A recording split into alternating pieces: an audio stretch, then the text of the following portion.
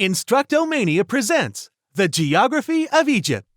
This video will detail geographical features of ancient Egypt, how geography shaped the lives of ancient Egyptians, and who lived in ancient Egypt.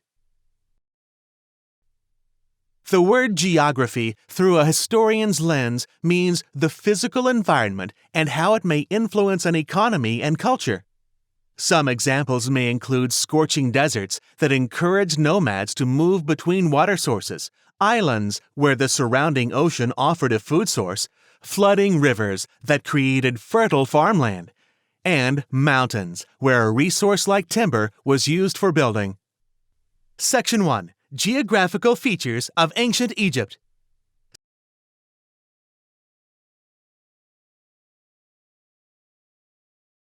Egypt is the longest-standing civilization on the African continent. Of its over 390,000 square miles, 90% of it is desert that receives almost no rain. The only water in Egypt comes from the 4,258-mile-long Nile River and its annual floods.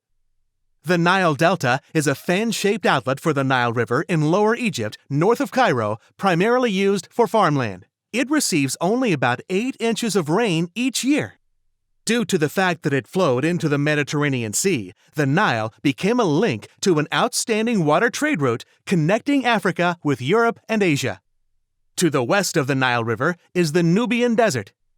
The Nile's first natural cataract, or shallow area, fall within the Nubian region. The Nubian Desert is considered a smaller part of the vast Sahara Desert, just below Upper Egypt, which is south of Cairo.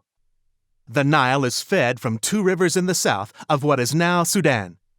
The Blue Nile stems from the Ethiopian highlands along the Red Sea, while the White Nile makes the other branch, getting its name from the color of the clay it washes north. South of the White Nile River sits Lake Nasser, one of the largest man-made lakes in the world at 600 feet deep. That's like stacking 60 school buses on top of each other.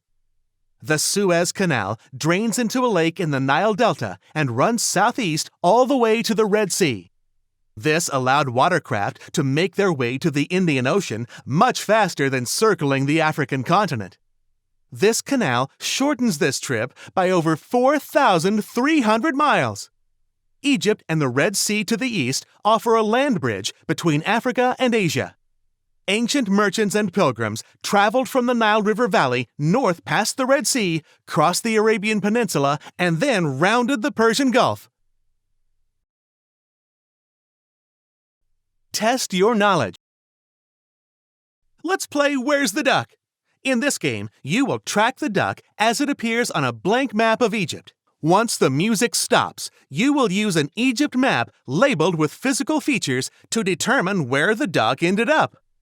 Other animals may appear on the map, so don't forget to keep your eyes on the duck.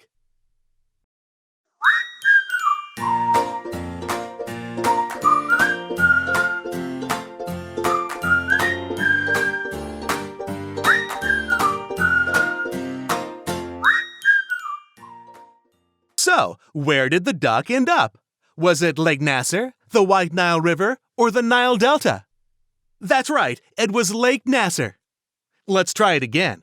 Remember to keep your eyes on the duck.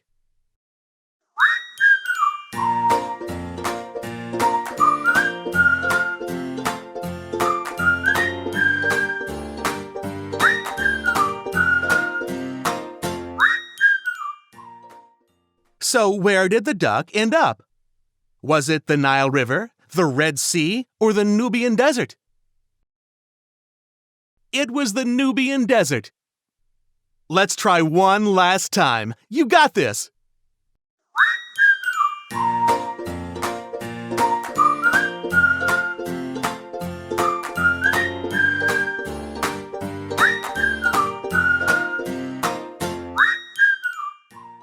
So, where did the duck end up? Was it the Ethiopian highlands, the Sahara Desert, or Lower Egypt? Nice job! It was the Sahara Desert.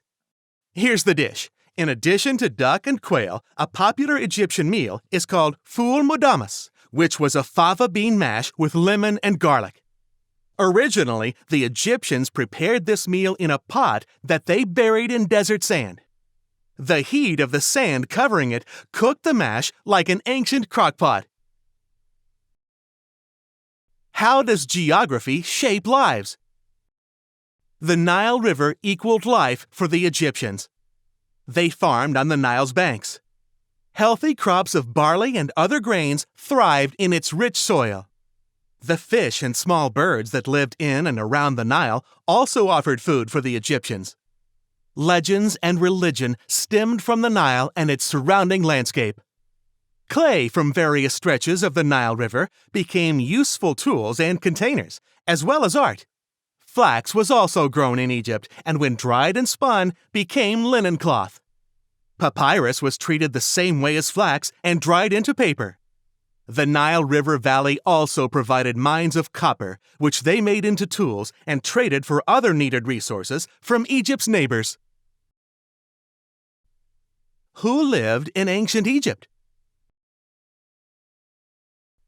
Hunter-gatherer nomads settled along the Nile River starting around 6000 BCE, and the written history of Egypt started when it was unified by Menes around 3150 BCE. The intermediary period marked a split in Egyptian government when two major capitals arose: Thebes in Upper Egypt, southern, and Hierakonpolis in Lower Egypt, northern. Thebes eventually overtook Hierakonpolis and started a dynastic rule, moving Egypt into the Classic Age. Art, culture, science, and farming techniques greatly expanded during this time. Then Thebes weakened enough for invaders to take over. Little is known about Hyksos, meaning foreign rulers, except that they gained a stronghold in the city of Avaris and spoke a Semitic language similar to that in Middle Eastern countries.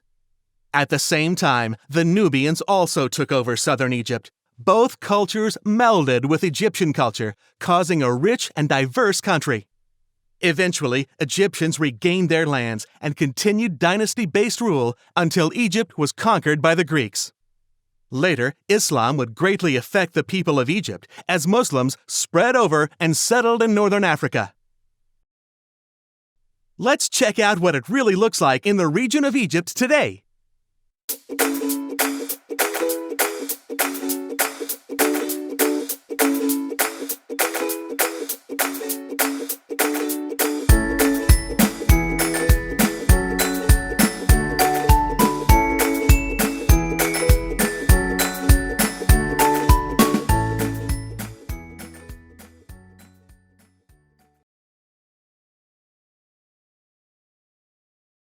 As you can see, the physical environment of ancient Egypt greatly influenced the economy and culture of the people that lived there. Consider this: in what ways does the physical environment influence your community? Be prepared to support your answer with examples. From two teachers to all of you amazing teachers out there, we would like to thank you for choosing our resources to use in your classroom. Find more Instructomania teaching materials and lessons at our Instructomania store and on our YouTube channel. Thanks so much for your support.